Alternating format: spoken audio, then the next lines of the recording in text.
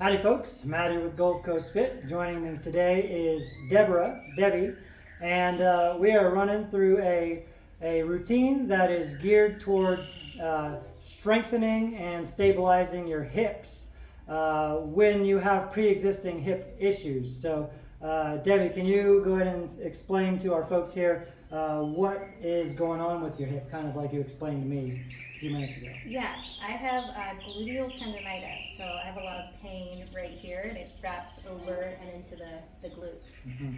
When I'm on my feet for a really long period of time, or on concrete, walking around, it hurts. When I'm jumping around as well.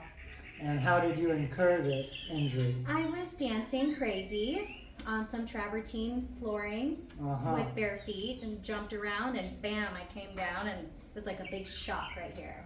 It felt real tight, and then it just started from there. And it was like last July, so it's been almost a year. Well, there you have it.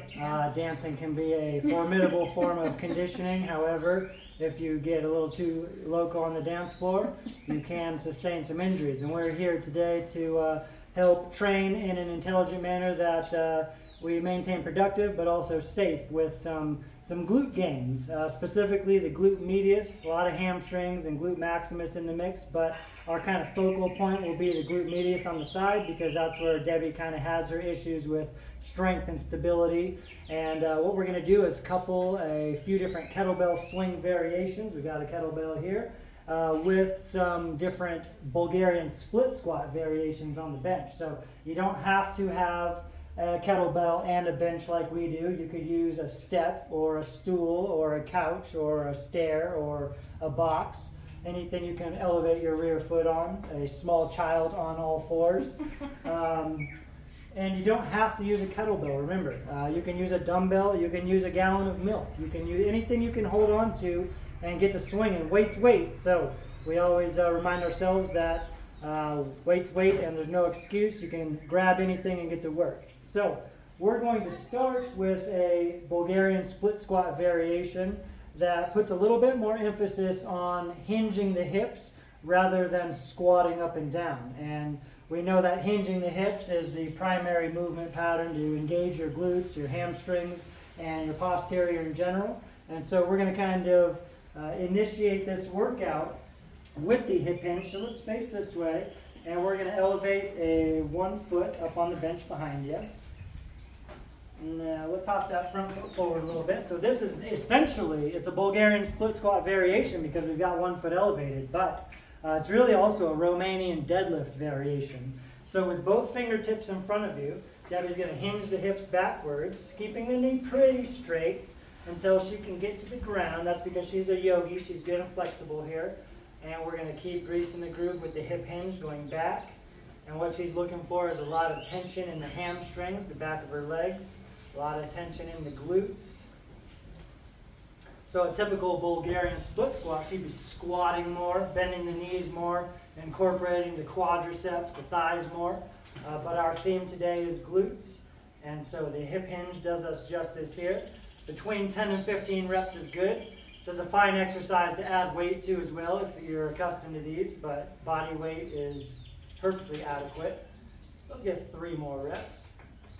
You feel like you're loading good tension in the hamstrings? Oh yeah. All right, good. And it's up to your own mind-muscle connection and playing with the movement pattern to find what you need. All right, so you want to remember where your foot is here. Let's switch feet. Okay. All right, let's get about 12, 15 reps on this leg. We were in that ballpark. The movement pattern is what matters the most here. So each and every rep, you've got an opportunity to feel like you're improving the movement pattern, feeling like you're improving the recruitment of the correct muscles, hamstrings, glutes, feeling like you're focusing on your mind-muscle connection. I can hear Debbie breathing with every rep. It's also a good thing to recommit to on every set. Make sure that you're inhaling or exhaling each direction you move. I'm not so picky initially with when you inhale or exhale, as long as you're inhaling or exhaling each direction. Let's send the hips backwards a little more. Let's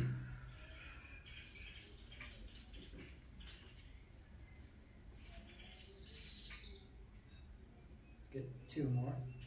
Now, one of the primary reasons for today's theme with enhancing hip stability and integrity is that doing single leg anything such as Bulgarian split squats really focuses on balance and stability. So ankles, knees, and hips all have to be stabilizing in conjunction with each other to keep this movement safe and under control.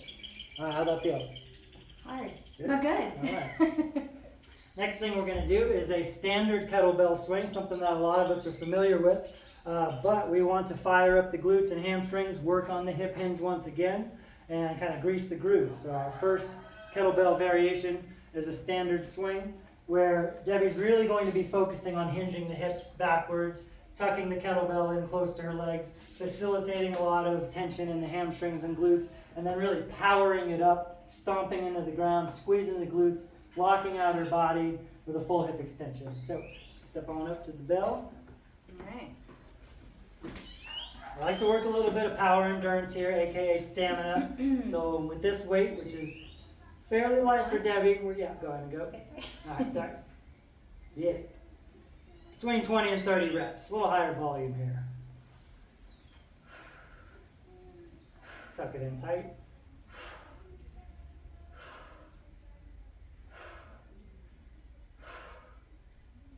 10.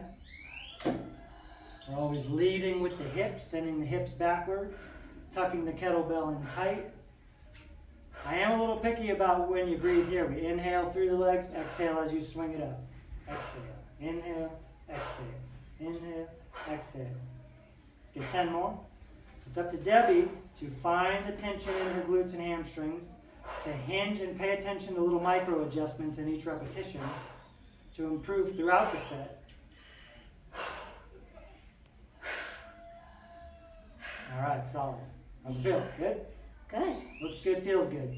All right, we're going to keep her working, keep her out of breath. She's in great shape, and I'm not going easy on her. So we're going to go back to our bench for our second split squat variation. So let's go and saddle up on the bench here. And I'm going to pick on Debbie a little bit by putting something in her hands here. We'll start with your, you're welcome, that's a gift. We'll start with your opposite foot forward this time, so right foot forward. This time we're going to add a little twist, literally, into the split squat. So Debbie's going to have both hands on the kettlebell in front of her. And what she's going to do is more of a typical split squat where she does start to bend the knees a little bit more, still hinges and sends the hips backwards, but she's going to twist and touch the kettlebell to the outside of her front foot, come back up, squat, twist, touch the inside of the foot. Let's hop it forward a tiny bit. All right, good. All right, coming on down. Straight first? Yeah.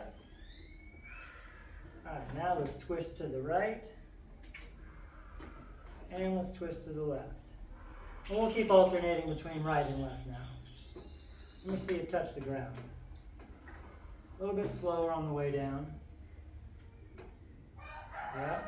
Keep your chest up a little bit longer. So start to descend, then twist. Yeah, there we go. Oh, yeah. Chest up, start to squat, hinge, twist. There we go, yep. I really like this because this sets the stabilizers on fire in the hips, the knees, and the ankles. When you're descending and twisting, then all of a sudden we're a little off kilter. The weight's unevenly loaded. Everything's not symmetrical and perfect, which forces you to adapt under control. Yeah, let's get 3 more. So we like to hear. All right, got it. 3 more. 1, good. Keep breathing. Always recommit to your breath. 2. And 3. All right, get your breath for a minute. Yeah, that's what's up. So I'm going to explain. Work on your yoga breath, recovery breath. So as you can see, the reason that is so fatiguing is because when you're adding a twist in either direction, you're actually incorporating many more muscle groups, many more stabilizing and assisting secondary muscles than you would if you were just staying totally symmetrical. Likely Debbie would be much less fatigued even if she was using heavier weights, but just staying symmetrical and doing like a normal Bulgarian split squat, because she's not calling into action all of the assisting, stabilizing secondary muscles, tertiary muscles that are required to do stuff like twisting from side to side. All of a sudden, you're calling into play many, many more muscle groups that requires a lot more oxygen, a lot more focus, a lot more mental tenacity, and it's all around, pays big dividends. So let's switch legs. All right. Go. I think I'm forward enough. We'll see. It's always good to be able to adjust on the fly. And Just a little bit. okay, good adjustment. Now let's twist to the left. Yeah, twist to the right. Now same as before, keep your chest up a little longer and then hinge over, yeah? Oh yeah. Breathe steady. Much harder. Bend the knees. Yeah. Deep air.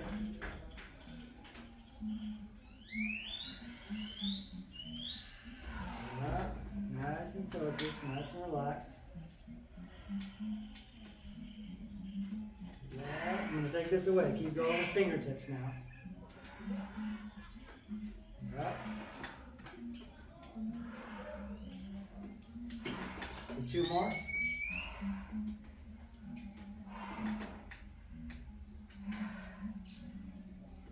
Awesome. Take a seat. Let those legs relax.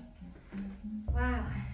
All right, so something to think about here, and like you kind of saw, is we adjusted Debbie's stance, and it's not going to look the same for everybody, and it's going to actually be a little bit different for everybody. So based on your limb proportions, the way the mobility of your joints, your ankles, knees, hips, and how you're proportioned, how far or close to the bench you need to be. It's really the best thing to do is play and make little micro adjustments to your position and do a rep. See if you feel any restrictions and limitations getting down into a good range of motion, and maybe you take it out a little bit further, take it in and hinge a little bit more. You could squat a little bit more. You do what you do to make your body fit the exercise, not the other way around, right? You're not going to force your body to do something where it feels like you're jamming a triangle into a circle just because you think that's how the exercise is supposed to look.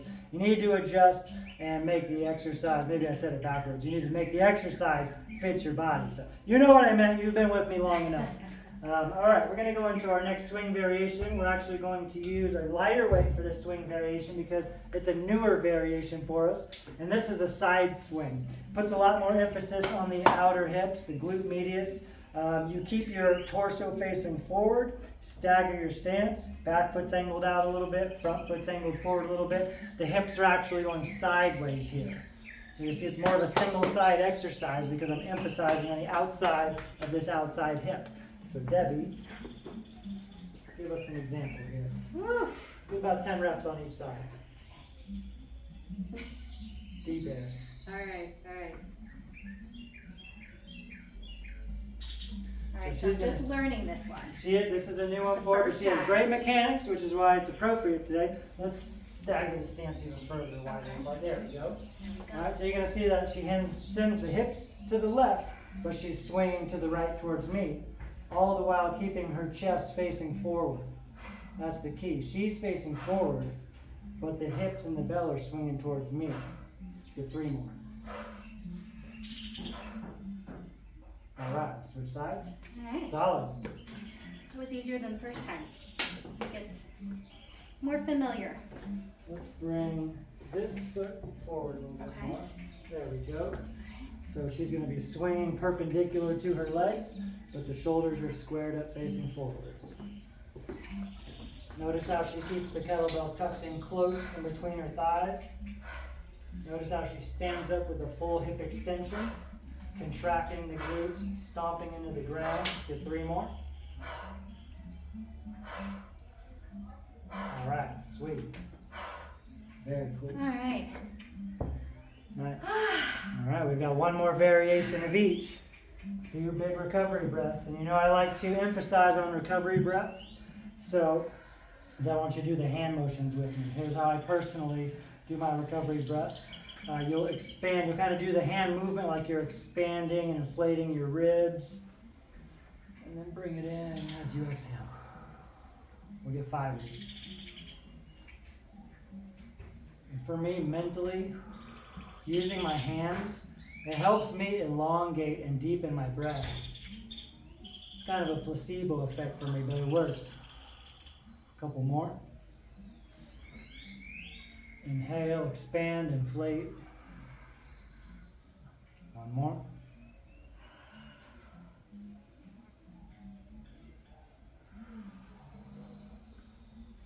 Awesome. All right, we're going to saddle up on the bench one more time. And what this is going to be is a pulsing split squat in the bottom half range of motion. When you're down in the bottom half, just like any type of squat, the bottom half is when you engage your glutes the most. So we're going to come on down to the bottom of the split squat, and we're going to stay in that bottom 50% range of motion and pulse up and down, foregoing the top 50% because that's really more quadriceps at the top. It's more glutes and hamstrings at the bottom. And we don't need any external weight for this. So let's go ahead and bring left foot forward first this time. All right. Now to emphasize on glutes and hammies a little bit more, we're actually going to scooch our feet up a little more. Right there. All right. So first we're going to establish a good hip hinge. It is a little bit of a squat. You bend the knees, but it's also a lot of a hip hinge. Let's bring your hands in front of you here. And so as you descend, send the hips backwards. Now start to come down with the knees. Let this back knee stay nice and loose. Now come down as deep as your anatomy allows you to. Let's get the hips down a little bit deeper until you feel a lot of load in the hamstrings. And now we're only going to come up halfway. Boom, right there. Keep your chest up a little more. All right, come on down. Send the hips backwards. And come up halfway. Boom, come on back down and up. Breathe big. Down and up. Look forward, look forward. Oh, yeah. You know it's leg day when you can't walk anymore. My gosh. Oh, I'm kind of tickled fancy right now because this is a sign of we're not even using a lot of external load. Ooh. It's just the methods and the techniques are taxing her lower body musculature, which she's a very fit individual with a lot of training experience. So this just, for me, says that this is a very effective programming modality today. Let's go and switch legs here. All right. When your leg gives out on you, the set's done. We might come back to it and get a few more reps, but that's the stopping point. All right, so as you descend, send your hips backwards, find a good load in your hamstrings and glutes. We're going to come halfway up. Let's speed these reps up a little bit. Down and a little deeper. Down, right there. Right there. Look up a little more. Let's get 5 more.